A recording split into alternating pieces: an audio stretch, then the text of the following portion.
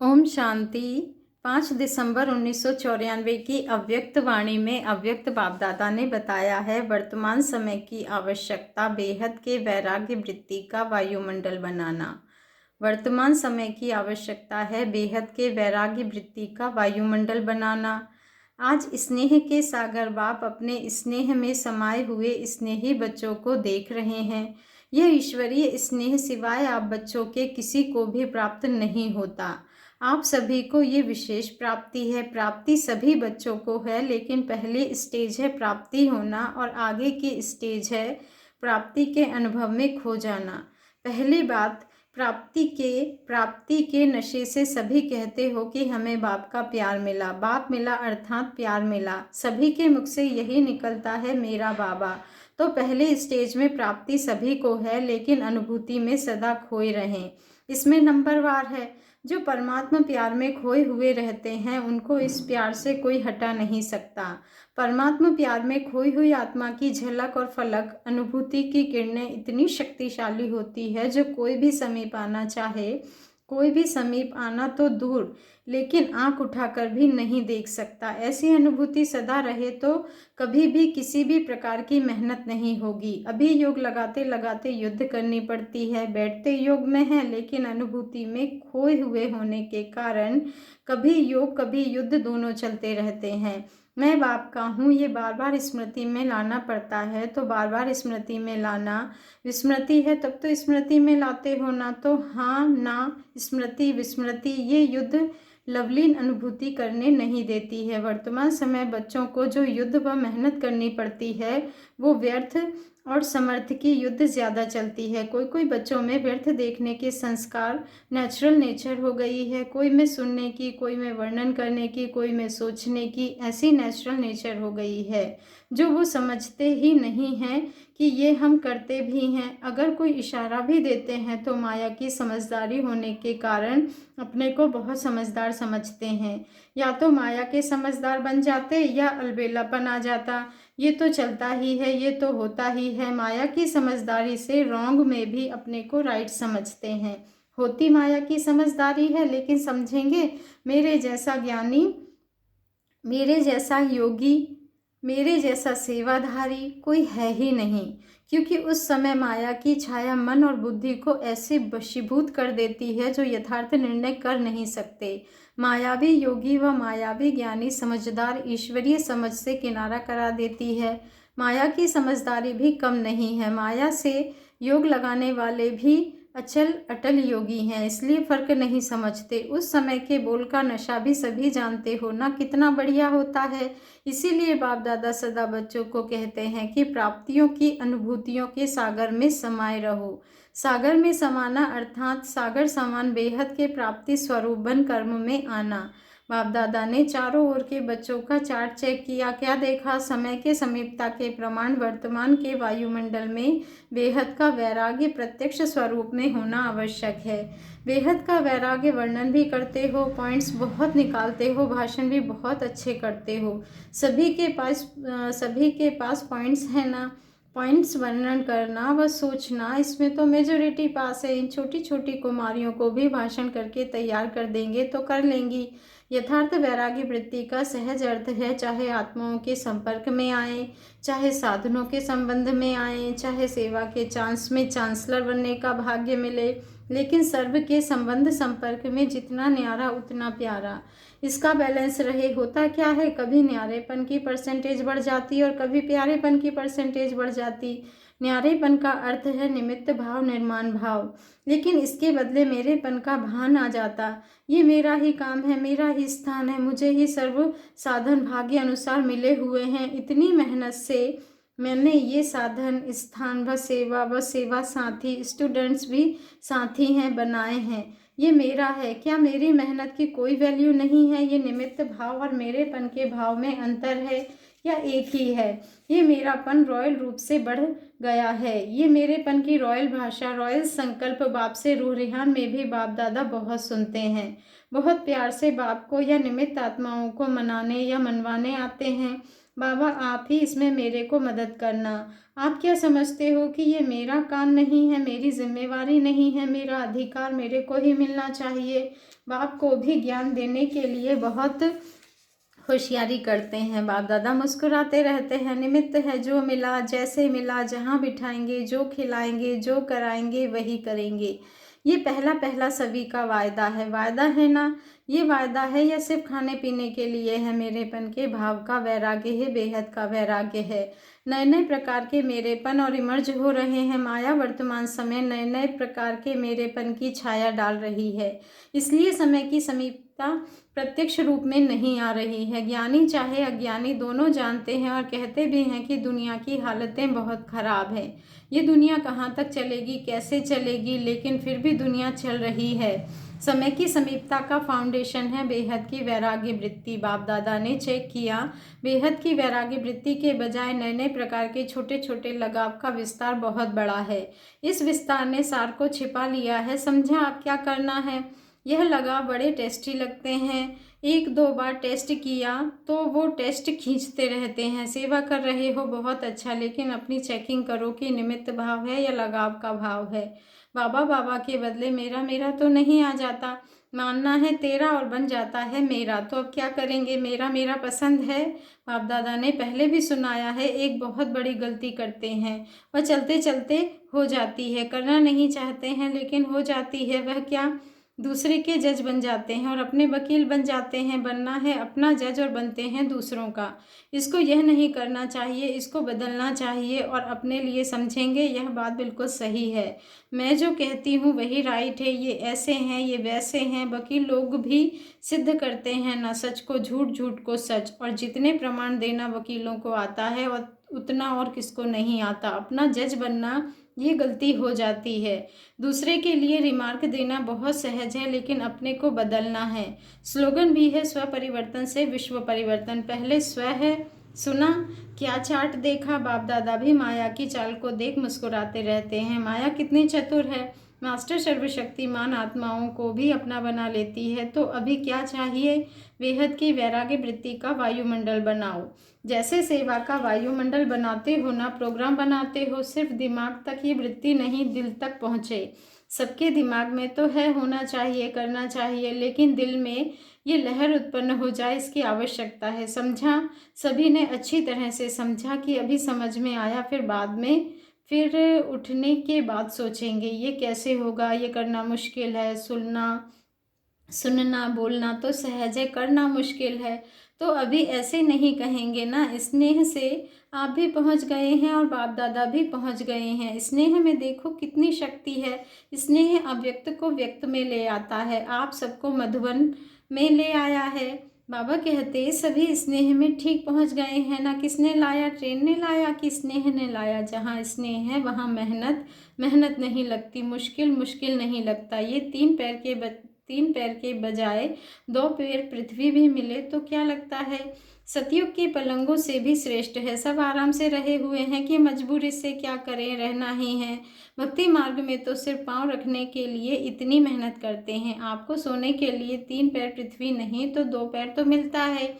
आपने तो मांगा था कि चरणों में जगह दे दो, लेकिन बाप ने चरणों के बजाय पटरानी बना दिया। फिर भी मधुबन का आंगन है ना, चाहे कहाँ भी सोते हो, लेकिन है तो मधुबन के आंगन में। इतना बाप के समीप आने का अधिकार मिलेगा, ये तो स्वप्न में भी नहीं था। तो सब खुश हो ना। 2 पैर के बजाय 1 पैर मिले तो भी राजी रहेंगे, बैठे बैठे सोएंगे। कईयों को बैठने की नींद अच्छी आती है, सोएंगे तो नींद नहीं आएगी। योग में बैठना और सोना शुरू। 5 दिन अखंड तपस्या करनी पड़े तो सब तैयार हो, खाना भी नहीं मिले तो चलेगा। जो समझते हो ये होना चाहिए, जो चीज़ वहाँ नहीं खाते वो और ही मधुबन में मिलती है, लेकिन एवर रेडी रहना चाहिए। मिले तो बहुत अच्छा, ना मिले तो बहुत बहुत अच्छा, क्योंकि सबको अमृत वेले दिल खुश मिठाई तो मिलती ही है और सदा दिन खुशी की खुराक भी मिलती है। तो चल सकता है ना, ये भी ट्रायल करेंगे। अच्छा, पंजाब से अव्यक्त बाप दादा की मुलाकात। सभी चलते फिरते सदा ये अनुभव करते हो कि हम विश्व की सर्व आत्माओं के पूर्वज हैं।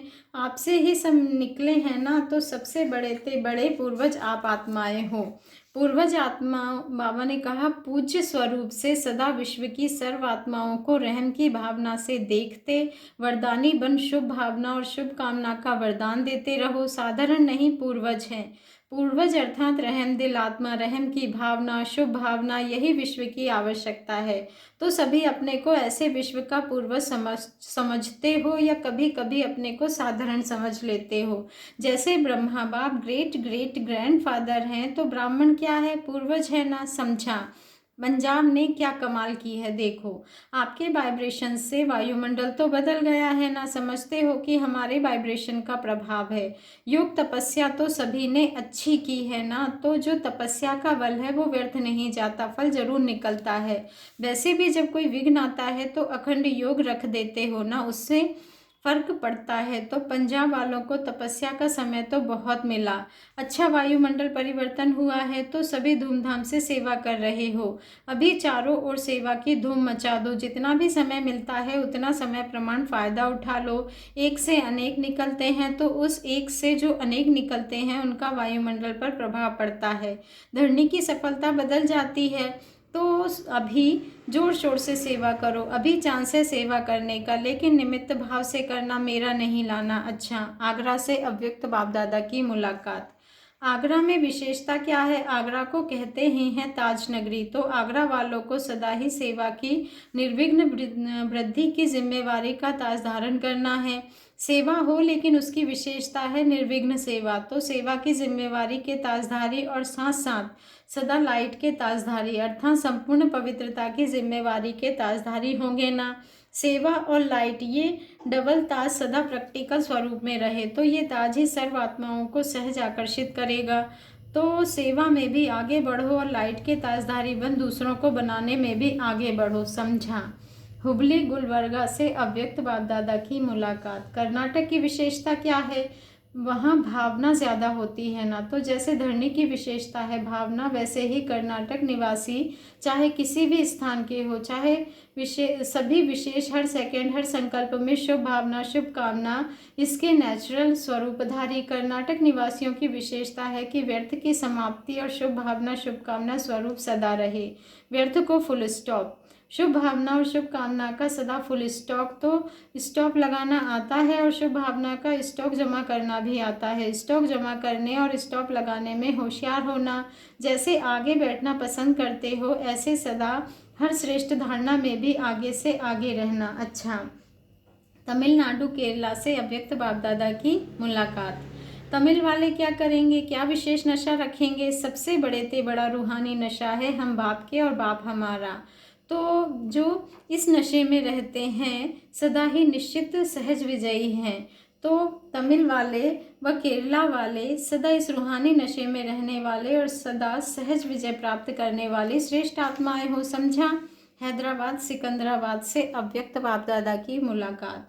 आंध्रा वाले भाषा नहीं जानते लेकिन भावना की भाषा जानते हैं। तो आंध्रा वाले क्या करेंगे? आंध्रा में भी सेवा तो अच्छी है। सदा अपने को हम कोटों में कोई और कोई में भी कोई आत्माएं हैं ऐसा अनुभव करते हो। जो गायन है कोटों में कोई, कोई में भी कोई, तो वो क्या कौन सी आत्माएं हैं? किसका गायन है? आंध्रा वालों का है। चाहे कैसी भी आत्माएं हो लेकिन बाप की तो प्यारी हो ना। तो ये खुशी सदा रहे कि जो हूँ जैसी हूँ लेकिन बाप की प्यारी हूँ। इसलिए कोटों में कोई, कोई में भी कोई आत्मा बनने का भाग्य आपको मिला है। अच्छा, महाराष्ट्र से अव्यक्त बाप दादा की मुलाकात। महाराष्ट्र नाम लेने से ही नशा चढ़ता है ना। देश का नाम भी महान और ब्राह्मण बन गए तो आत्माएं भी महान, और महान आत्माओं का कर्तव्य है सभी आत्माओं को महान बनाना। तो महाराष्ट्र वालों को हर समय संकल्प में, बोल में, कर्म में, संबंध में महान शब्द सदा स्मृति में रहे। महान स्वरूप की स्मृति स्वरूप। संकल्प भी साधारण नहीं महान, एक बोल भी साधारण नहीं महान। तो ऐसे महान हो बोलो, हाँ जी महान है और महान बनाने वाले हैं। तो महान शब्द सदा स्वरूप में रहे, सिर्फ मुख में नहीं लेकिन स्वरूप में। इंदौर हॉस्टल की कुमारियों से अव्यक्त बाप दादा की मुलाकात। हॉस्टल की कुमारियाँ हो या हाईएस्ट होलीएस्ट कुमारियाँ हो, हाईएस्ट भी हो होलीएस्ट भी, ऊंचे ते ऊंचे भी हो और महान पवित्र आत्माएं भी हो, क्योंकि कुमारी जीवन का अर्थ ही है महान पवित्र, इसीलिए कुमारियों को पूजते हैं। और कुमारी से माता बनी तो सबके पांव छूने पड़ेंगे, अगर बहू बनकर घर में आई तो क्या करेंगे, सबके पांव छुएंगे और कुमारियों के पांव पूजे जाते हैं। तो कुमारी जीवन अर्थात महान पवित्र जीवन।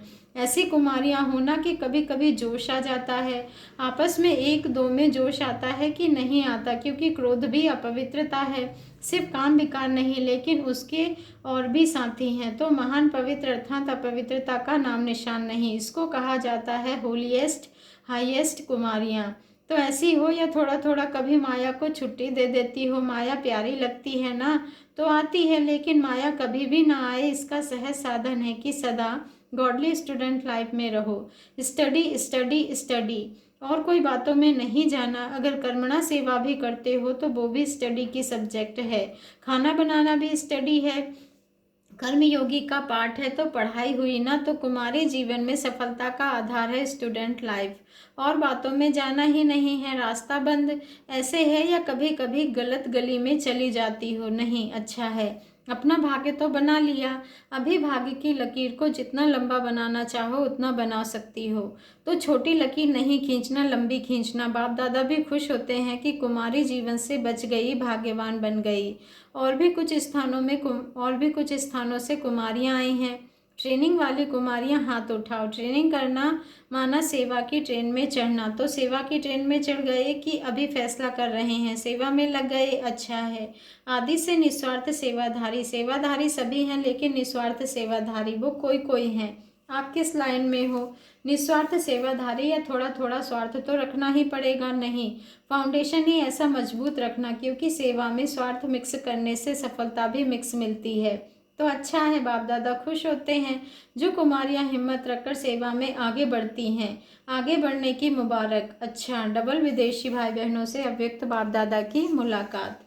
सभी स्थानों से पहुँचे हैं, होशियार हैं डबल फॉरेनर्स, जैसे सब मिलकर के एम्बेसडर भेजते हैं ना, तो इंटरनेशनल ब्राह्मण परिवार हो गया ना। डबल विदेशियों की विशेषता है कि सदा हाथ में हाथ है और साथ है, विदेश का फैशन है ना हाथ में हाथ देना, तो अभी किसके हाथ में हो, बाप के, सदा बाप के हाथ में हाथ मिला के आगे चलने वाले हाथ है श्रीमत, तो श्रीमत का हाथ सदा हाथ में है, पक्का है, या कभी थक जाते हैं तो छोड़ देते हैं, कभी हाथ छूटता है, माया छुड़ावे तो नहीं छूटता है। तो सदा साथ रहने वाले और सदा श्रीमत के हाथ में हाथ देकर चलने वाले, जिसका साथी बाप है, जिसका हाथ बाप के हाथ में है, वो सदा ही निश्चिंत बेफिक्र बादशाह है, क्योंकि हाथ और साथ दोनों मजबूत है, ठीक है ना। नैरोबी वाले पक्का हाथ और साथ है ना, चाहे सारी दुनिया के अक्षणी लोग हाथ छुड़ाए तो छूटेगा, वो अक्षणी शक्तिहीन है और आप एक मास्टर सर्वशक्तिमान हैं। इसीलिए डबल विदेशियों को नशा है कि बाप दादा का एक्स्ट्रा हाथ और साथ है, लिफ्ट है। अच्छा, टीचर से अव्यक्त बाप दादा की मुलाकात। जैसी टीचर्स का टाइटल है तो जैसा टाइटल है वैसे विशेष बेहद के वैराग्य वृत्ति का वायुमंडल बनाने में टाइट रहना, हल्के नहीं होना, क्योंकि निमित्त टीचर का वायुमंडल अनेकों तक पहुंचता है। तो टीचर्स अभी ये कमाल करके दिखाए, जैसे परिवर्तन में आज्ञाकारी तो बने, आज्ञाकारी बनने का, हाजी करने का एक पार्ट तो पक्का कर लिया, लेकिन दूसरा पार्ट बेहद के वैराग्य वृत्ति का अभी ये पार्ट पक्का करके दिखाओ, क्योंकि निमित्त होना, तो निमित्त आत्माएं ही निर्माण का कर्तव्य बहुत सहज कर सकती हैं। अभी ये वर्ष तो पूरा हो ही रहा है, लेकिन नए वर्ष में इस नवीनता की झलक बाप दादा भी देखेंगे। सेवा की सेंटर खोले, बहुत बढ़ाया, आईपीएस भी आ गए, वीआईपीएस भी आ गए, ये तो होता ही रहता है, लेकिन सेवा में बेहद की वैराग्य वृत्ति अनेक आत्माओं को और समीप लाएगी। मुख्य सेवा संपर्क में लाती है और वृत्ति से वायुमंडल की सेवा समीप लाएगी, समझा। बाप दादा तो चार्ट देखते ही हैं ना, फिर भी सेवा के निमित्त हो, ये श्रेष्ठ भाग्य कम नहीं है, ये भी विशेष वर्षा है, तो इस विशेष वर्षे के भाग्य के अधिकारी बने हो, समझा। अच्छा, चारों ओर के सर्वश्रेष्ठ भाग्यवान आत्माओं को, सदा सर्व प्राप्तियों के अनुभूतियों में समाये हुए श्रेष्ठ आत्माओं को, सदा परखने की, निर्णय करने की शक्ति को तीव्र बनाने वाले समीप आत्माओं को, सदा सेवा में समर्थ बनाने के निमित्त आत्माओं को, सदा न्यारा और प्यारा दोनों का बैलेंस रखने वाली ब्लेसिंग के पात्र आत्माओं को बाप दादा का याद, प्यार और नमस्ते।